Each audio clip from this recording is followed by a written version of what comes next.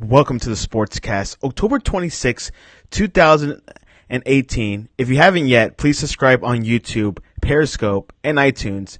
And if you are on iTunes, please leave us a rating and a review. The Houston Texans are back in their groove again. Last night, by beating the Miami Dolphins 42-23, winning five in a row after starting 0-3. And to join us to talk about where are the Texans are at is Jeff Fawver. Welcome to the Sportscast. Thanks. Happy to be here as usual. And on defense, I think the Texans, I don't know, man, their defense is, when I've watched it, it's been a little bit up and down. But the thing is, they have major talent where it matters. They have a great pass rush. Clowney and Watt and even Merciless is a really nice player. But, man, who would have thought J.J. Watt would look the way he does after multiple season-ending injuries? Like, he's really bounced back. Yeah. He's he's definitely, he had an ACL injury last year. And obviously, when players come back after a ACL injury like that, it's usually pretty rough. But it feels like his old self is back. You think? Significant back injury at that. And when you look at what he's doing, I mean, you would never know that he had missed any time. He looks phenomenal. And Clowney, for a long time it seemed like Clowney was always going to be a, looks like Tarzan plays like Jane type player, but he's not anymore. I mean, he's playing well. Getting the Honey Badger was a big move for them. He's a playmaker. So, yeah, I think the defense as a whole has some pieces. Their back end overall is still a little bit rough. It happens, you can hide your secondary, at least to some extent. Yeah. With last night, the Dolphins are going through a little bit of a rough patch, losing 2 in a row and then having Brock Osweiler start for those 2 games, and looking at Ryan Tannehill, when he comes back, he has to produce. I think a lot of people were saying, well, he has has huge potential, but do you think Tannehill coming back, you think that might be good for the Dolphins? Well, I think it'll definitely be good for them. I mean, but Albert Wilson was playing out of his mind, and I'm familiar with Albert Wilson because, he started his career in Kansas City, was an undrafted guy, and was a big play guy, and, I'm happy to see him doing well. It was just a numbers game where he wasn't going to be able to, it wasn't worth paying him big money to stay in Kansas City because he wasn't going to get the ball a whole lot.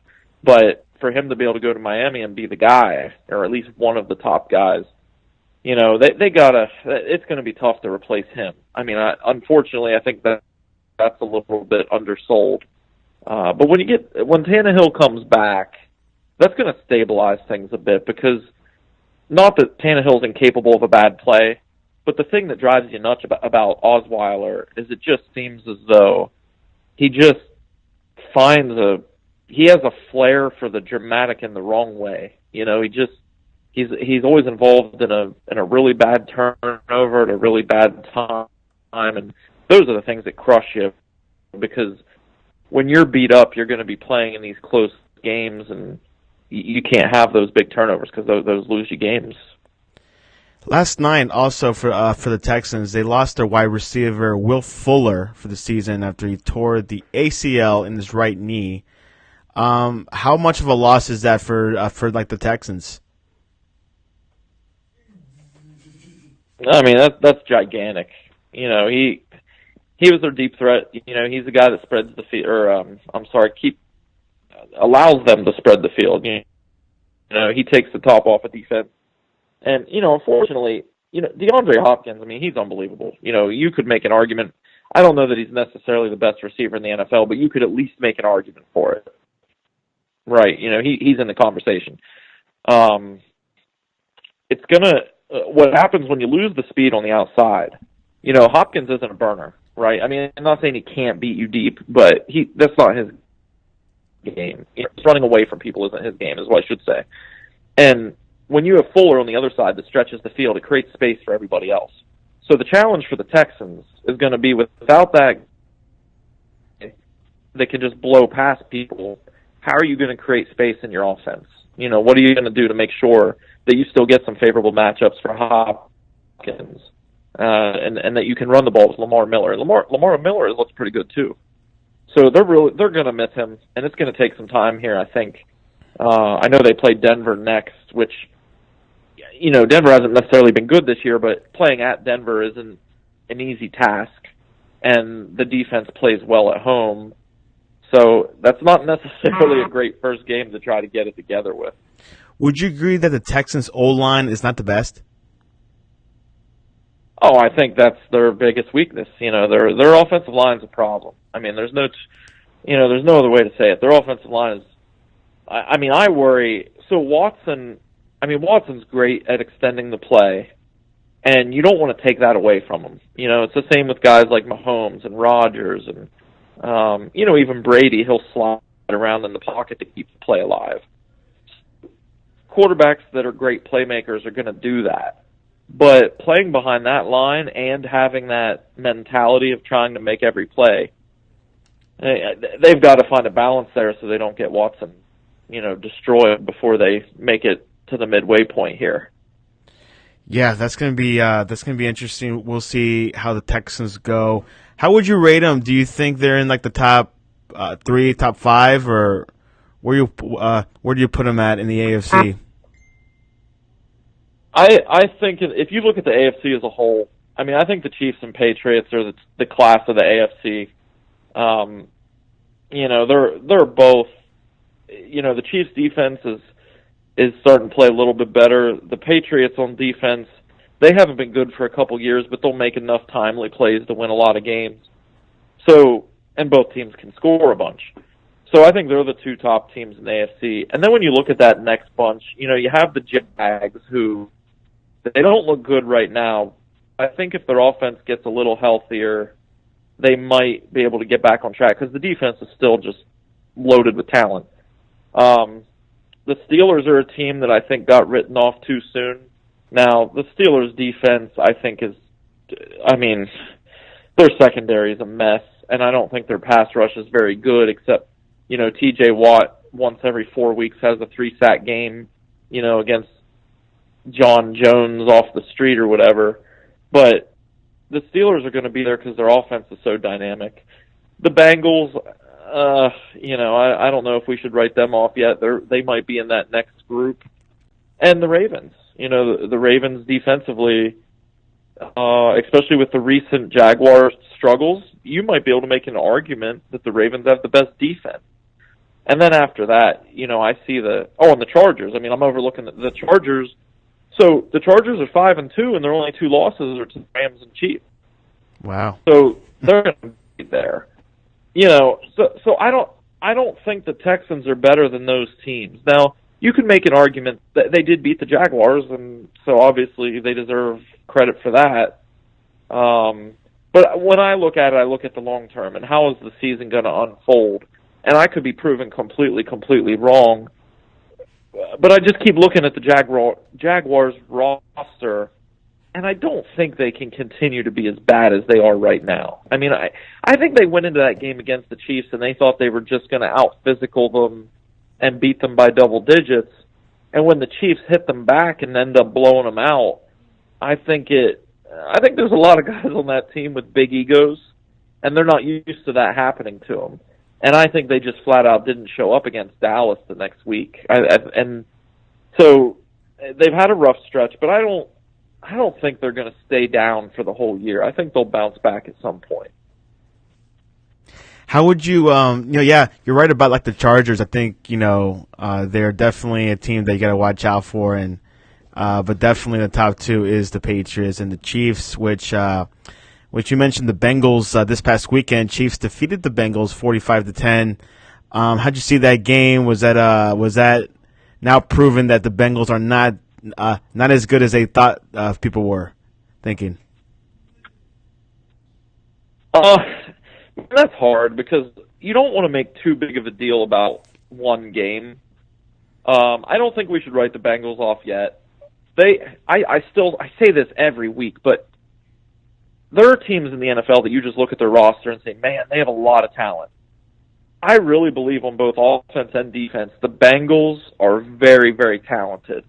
Now, I guess the thing that I look at, and Andy Dalton against really good competition just hasn't had a lot of production when they play quality opponents. And the other thing that hurts them, I don't care if they play the Steelers in Cincinnati, if they play them in Pittsburgh, or if they play them on Jupiter. The Steelers just beat the Bengals. It's just, I don't know what it is right now. And that's not to discredit the Steelers, but you see that sometimes in sports where it almost becomes a mental block. So I still think the Bengals are going to fight for a wild card spot. I think the division's going to come down to the Ravens and Steelers, but the Bengals they'll be there for a wild card spot. And I think, that wild card spot is going to be, the Chargers are going to be competing for that spot. The Bengals will be competing for that spot. So, and depending on what happens with the Texans and Jaguars in their division, one of those two teams will be competing for that spot. So there's going to be, and there's two wild cards, but I guess I'm just assuming whoever doesn't win between the Steelers and Ravens is going to get the other one. The Bengals' next three games are the Buccaneers, Saints, and then the Ravens. How do you see those three next games for them? So we talked about how much the Steelers own the Bengals, but at the same time, the Bengals have really done well against the Ravens. So I look at that and I say they'll beat the Bucs. I mean, I shouldn't assume, but I have a hard time. I have a hard time thinking they won't beat the Bucs. And then the Saints are really good right now. But I will say this: the Saints are going to be coming off a big game at Minnesota. And depending on how that game goes, they could have a little bit of a letdown for that Bengals game. So, maybe the Bengals are catching them at a good time. But I believe it's in New Orleans, correct? Correct, yes. Yeah, I mean, I will say, going to New Orleans is not, that is rough. And then, so if they can find a way to win 2 out of 3 of those games, they're, right back in it. They're right back into a good spot. And even if they only beat the Bucs and then lose to the Ravens and Saints, it's still not, because they got off to such a good start, they'll still be okay. But yeah, they do have to be careful not to let the ship sink here in these next 3 weeks. And for the Chiefs, their next 3 games are the Broncos. Then they go to the Browns and they receive the Cardinals. It's quite easy, do you think? Well, so here's the first thing. A division game is never easy. And I know the Broncos are a mess. I mean, and even after thumping the Cardinals, the Broncos are still a mess. I mean, that game, I think the Cardinals just they were brutal. I mean, that's the worst performance by any team in the NFL we've seen this year. Now, with that said, anytime you have a division game, regardless of where it's played, you can never say it's easy. And I know that the Chiefs are a 9 or 10 point favorite, depending on where you look. It's a gigantic line. They're playing in Kansas City. But with that said, I wouldn't jump to that conclusion. The game at the Browns, again, the Browns' defense is really good, but I think Andy Reid will be up to the task, and the Chiefs will find a way to win that one. And the Cardinals game in Kansas City. Now, I hate to say this, but those are kind of the games that worry me a little bit because I keep watching. Obviously I watch the Chiefs every week, and I keep waiting for them to have a little bit of a letdown. You keep waiting for them to just have that game that they don't come out sharp and they just look sloppy, and it really hasn't happened yet. So. Could that happen at Cleveland, or could it maybe happen in that Cardinals game? You never know. So you just hope that they don't drop one of those games. But in theory, if they show up and they play and they don't have a letdown these next 3 weeks, yeah, I mean, there's no reason that they shouldn't win all 3 of those games. What about Blake Bortles for Jacksonville? He was benched this past weekend. Do you think that was? Was that something that? What do you think about that whole situation with him in Jacksonville? Well, the book on Bortles is pretty simple. when their offensive line was completely healthy, and they could lean on Fournette, and they could run the ball, and then play action, Bortles could do enough to get by. And he could even have some games where he looked like a quality quarterback as long as the offense stayed balanced. But the Jags are in a position where they're not healthy up front. They don't have Fournette controlling the game. And you're asking Bortles to do too much. And he's never going to be that guy. I mean, that's just the reality. Sometimes we just refuse to call a spade a spade. If you ask Bortles to go out and try to win the game or be the guy during the game, you're in a lot of trouble. I mean, he's going to turn the ball over. He's going to complete a low percentage. That's just who he is. So I think the biggest failure in the entire situation, I really believe the Jags bought in too much to Bortles having a decent year last year. And they gave him that extension. And I'm not sure how you can give him that guarantee, I guess. I don't think he's played well enough to warrant that. And when you look around the league, you look at, Teddy Bridgewater was available for trade. Would have he been an upgrade? Now, it's hard to say if he would or wouldn't for sure. We don't know. The Saints went out and got Bridgewater. You look at, I don't think Case Keenum's very good, but I think he would have been a little bit better than Bortles if they wanted to make that move. So I think the biggest failure was actually in the offseason when they recommitted to Bortles. The other guy, and I don't know if the Chiefs would have made this trade, but if you put Alex Smith in Jacksonville, if they would have been aggressive to trade for him instead of letting them go to the Redskins, Alex Smith could have at least done enough to keep you in games.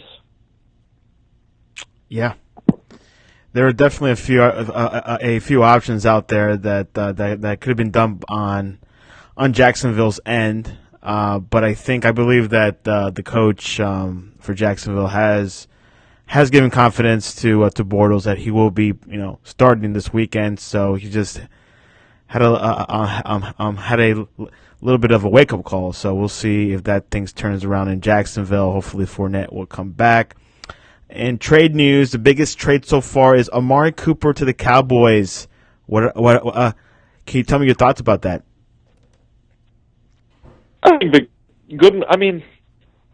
Cowboys needed something. Their receiving core was barren for the most part, and they needed someone that could at least give them the potential to have a number one guy.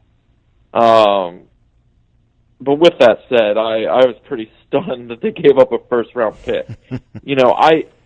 Amari Cooper coming out, I thought was going to be a stud, and then he gained some weight, and it's muscle. Don't get me wrong, it's muscle. But when you look at him, when you just look at Amari Cooper from a distance, it almost looks as though he put on model muscle. It looks good. He was in the weight room, but it almost looks as though it slowed him down. I don't know if the statistics back this up, so I don't want to be too brazen with this.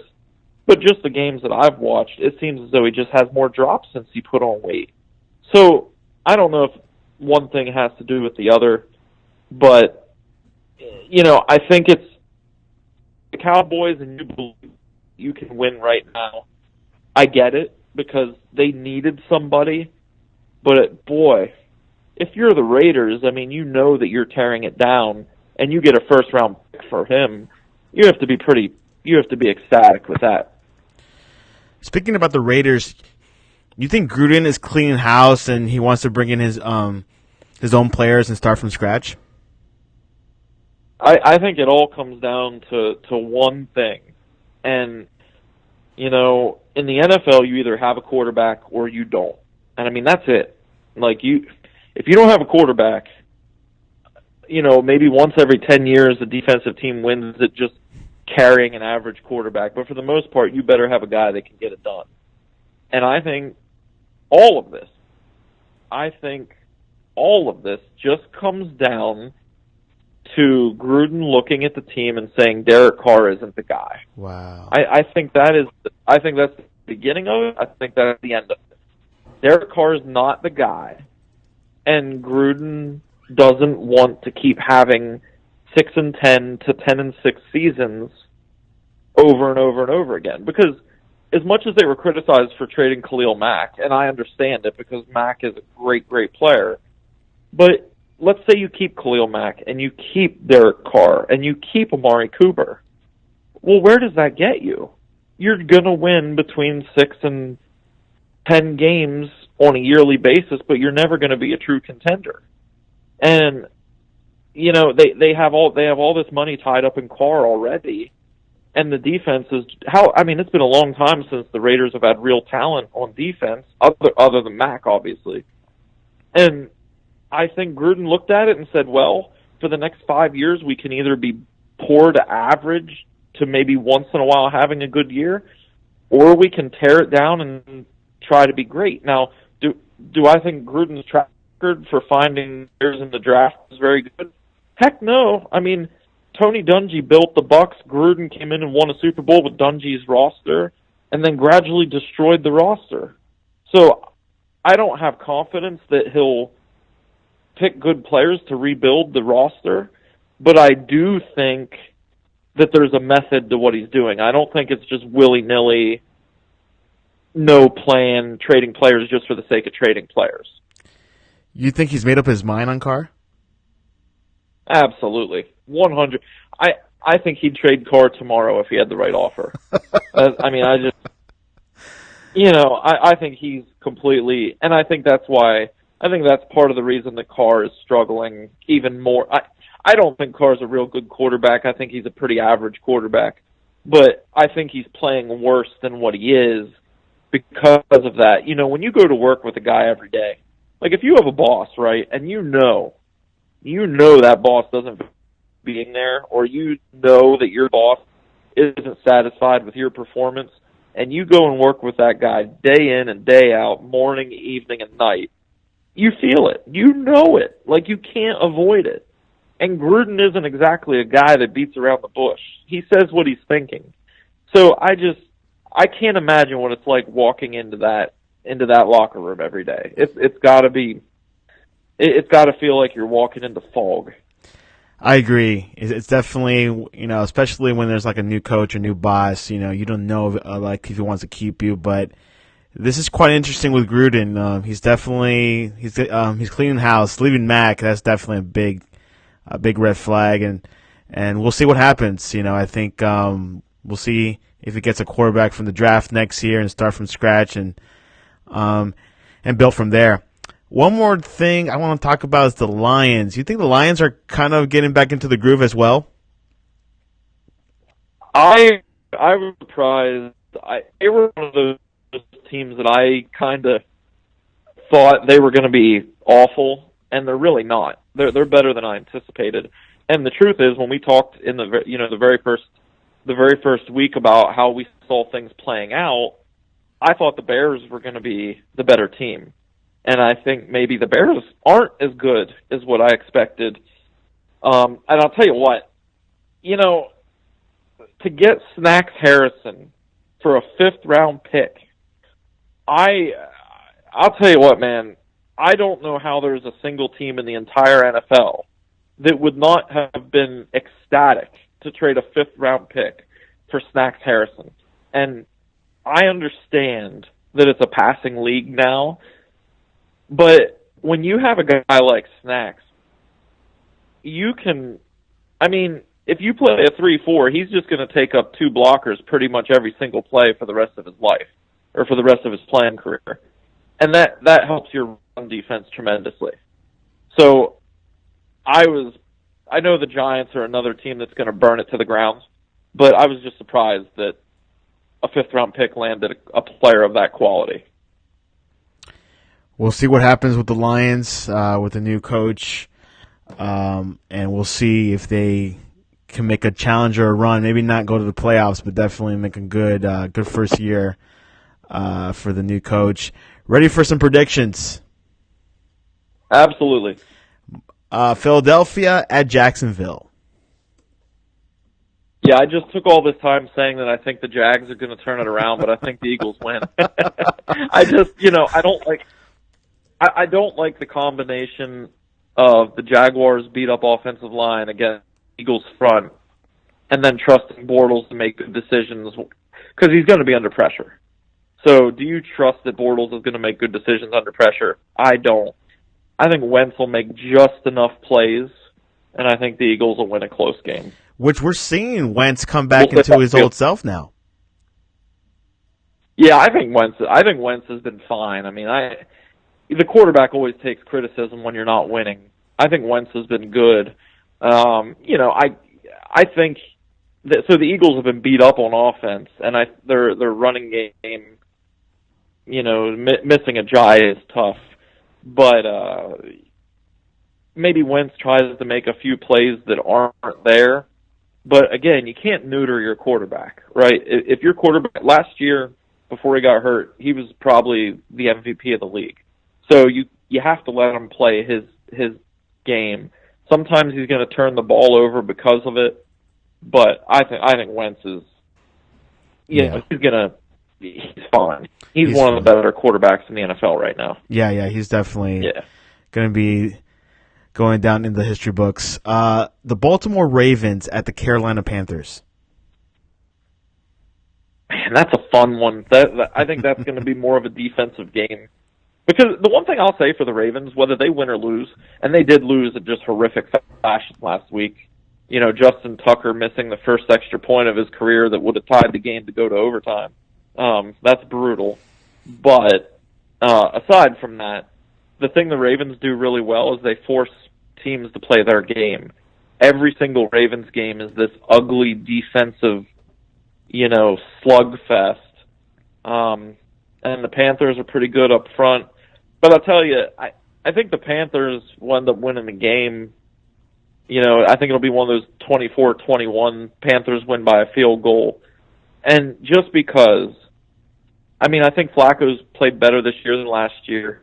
That might be a no-duh statement, but I just think Cam will make one more play than Flacco makes. And I think that'll be the difference.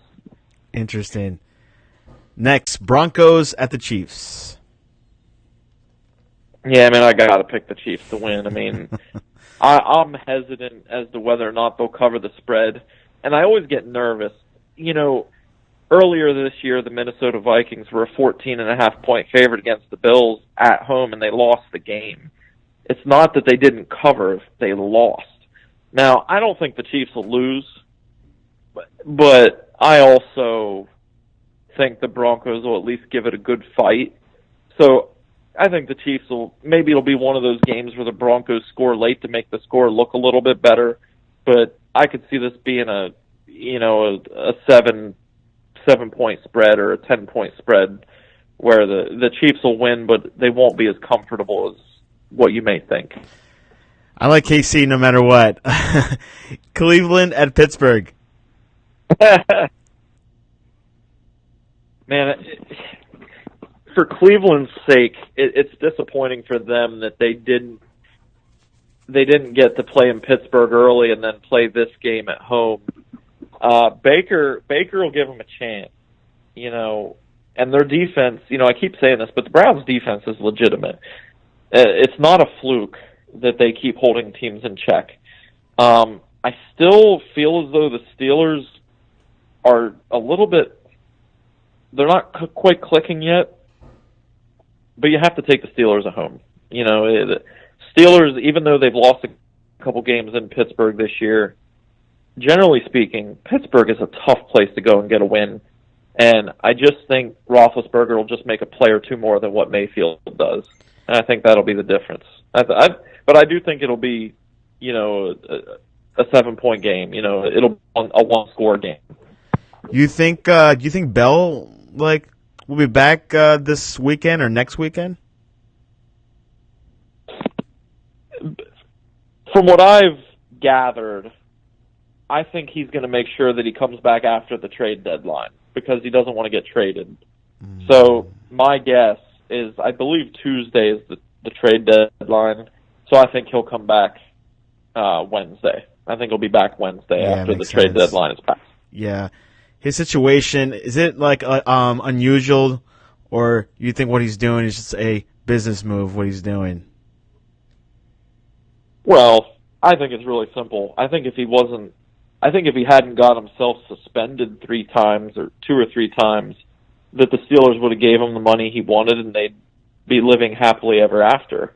But instead, the Steelers can't trust him to always be available, so they were hesitant to guarantee a lot of money. And I think that's just the long and the short of it. They gave him a really competitive contract, but they didn't want to guarantee a high percentage, and it's hard to blame them, because what if you give him a lot of money and then next year he gets suspended again? So, I don't think the Steelers have done anything wrong. No, it's an interesting situation. We'll see if this happens again to another player. So we'll look at it as like the Bell move, whatever. But anyways, Jets at the Bears. I like the Bears in that one, and just they're playing at home. If their special teams didn't just kill them last week, they might have beat the Patriots, but their special teams failed them. And not to take anything away from Darnold, but playing Darnold isn't quite as of a daunting task as playing Tom Brady. So I think the Bears will get it done. I think that might be the ugly game of the week, though. I think that's going to be an ugly. Out of the 4 rookie quarterbacks, turnovers. Which one's doing the best? Oh boy, I think you'd have to go with Mayfield. Has been the best. Yeah. The Browns, they need another receiver badly to give him a little bit more of a chance, but I think Mayfield's been the best playmaker. I do like Darnold though, and I still think long term, if you're looking at this 5 years from now, I still just get a feel that Darnold might be the best one from the class.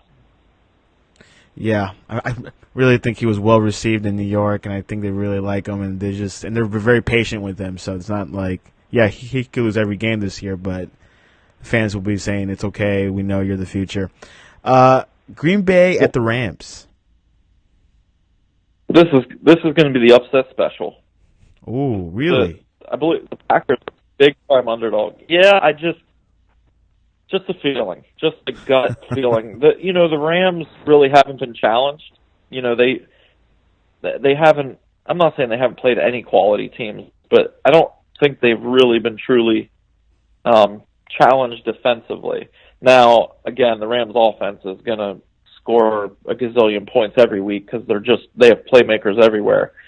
But I think this might be an Aaron Rodgers game where I think he might have one of his spectacular games, just to kind of give us a reminder of, the fact that he's still Aaron Rodgers. He hasn't necessarily done that here in a little while, and he's getting 2 of his receivers back. I think the timing's right for the Packers to pull the upset. Let's do it. Yeah, let's see what happens. I'm a little skeptical because I think Rodgers is not, healthy, and they've been struggling in like the wide receiver end. But you never know with Rodgers; he might want this game more than anything. And finally, on Monday Night Football, the Patriots at the Bills. That's going to be rough. That's just the Patriots are going. I know typically the Bills play well at home and play well versus the Patriots, but the Bills' offense is just. What do they hang their hat on? I don't even know how you call plays for the Bills' offense. They just have nothing that they do well, and that's trouble because they're going to keep giving the ball back to Brady again and again and again.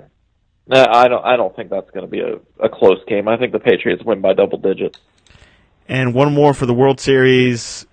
Game 3, the Sox at the Dodgers. The Sox are up 2-0 in the series. Who you got there?